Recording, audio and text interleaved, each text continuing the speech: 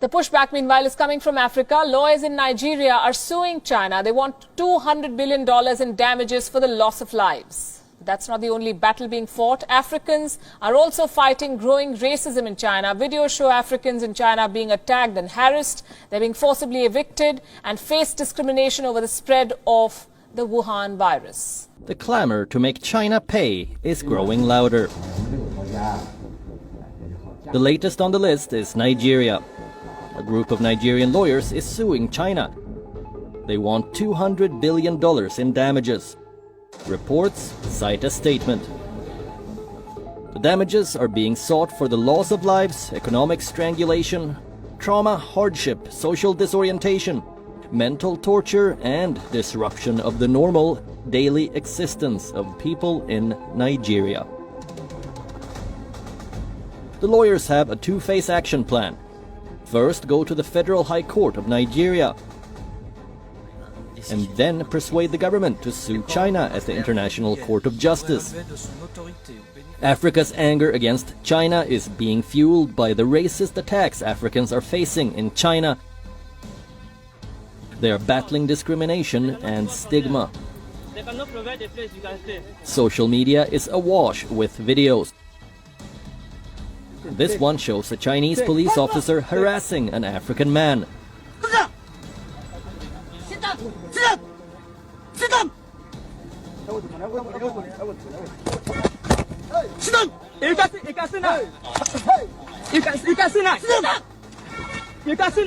Another video shows a group of Chinese men attacking an African, with a woman shouting out for help in the background.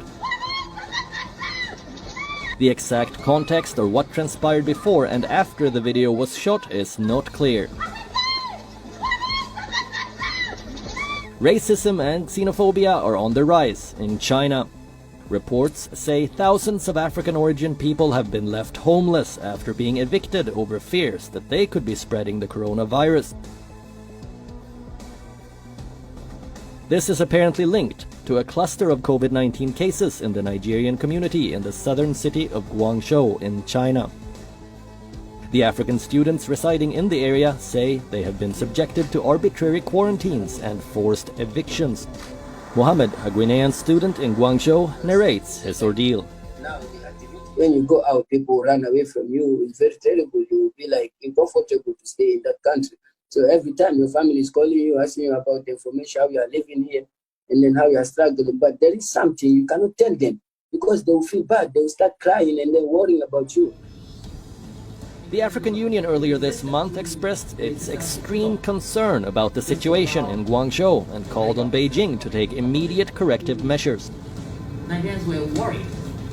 Several African ambassadors in China have written to the country's foreign minister over the discrimination faced by Africans. But the hands of these governments are tied. Most of them have taken billions of dollars of Chinese loans.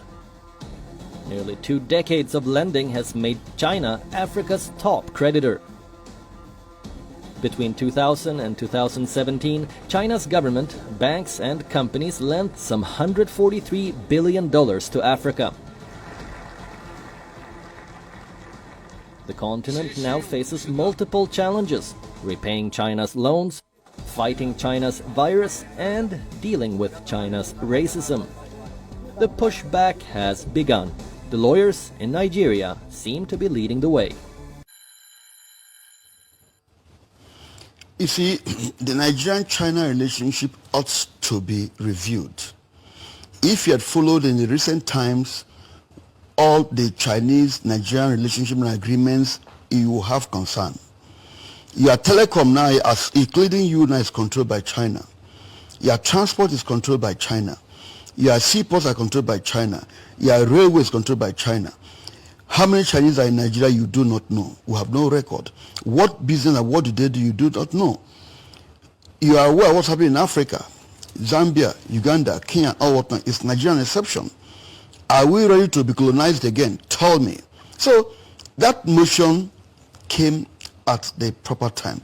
What we are saying is let us redefine this relationship so that we can balance it, so that we do not lose out, so we don't become slaves to anybody, so we don't become passing another colonial period again. What independence do you have if you don't have economic independence, if you can't stand on your own? Let me ask you, panel. We also know that at just one moment. Let me ask you something, a quick follow-up on the question that you just raised now. Do you lay the blame or do you lay the blame of not knowing the number of Chinese nationals in Nigeria on the Chinese or on our own systems? It cannot be on Chinese, on our system. The system is not efficient. The system is porous. There's no database. Can you go to America without them knowing you are India? No. How come you are in Nigeria? The people are in Nigeria who don't know the number of persons in Nigeria and what they do. I do not blame Chinese. They came here, we admitted them, we allowed them. So we need to have records. We need to beef up. We should do what we ought to do. That's the word by diversion for what we're talking actually. So Nigerians should sit up. In fact, in Nigeria, you know, just as I also know, that there are no records. I had a matter, I was going to ask immigration, can you give me the status of this territory? They had no idea. CAC had no idea at all about the company and all whatnot, what they do, the shareholdings. I mean, it is not good for our economy. It's not good for our person. That is why that motion came up, and it went through. But coming back to what we are discussing on that bill, I still not say we are not acting on propaganda. We are not basing our argument or objections on propaganda. We are based on reality. Why will Nigeria even be the first to come rush up with such a bill to accept vaccination that is having controversy internationally, that will read a lot of postulations and that is not propaganda. For me, I'm saying we should even be the last to adopt it, to go by it. More so that they're saying that the test will start from Africa with packages. In most recent times, which if we've propagated through this here channel, most of the gifts have been tied to such things. I've seen channel show such things, that this gift, this grant, this aid. When we talked about gay marriages and so on, America threatened to withdraw aids if we don't buy into it. You propagated it very well through their system here. So, because we need the money, we should accept gay marriages.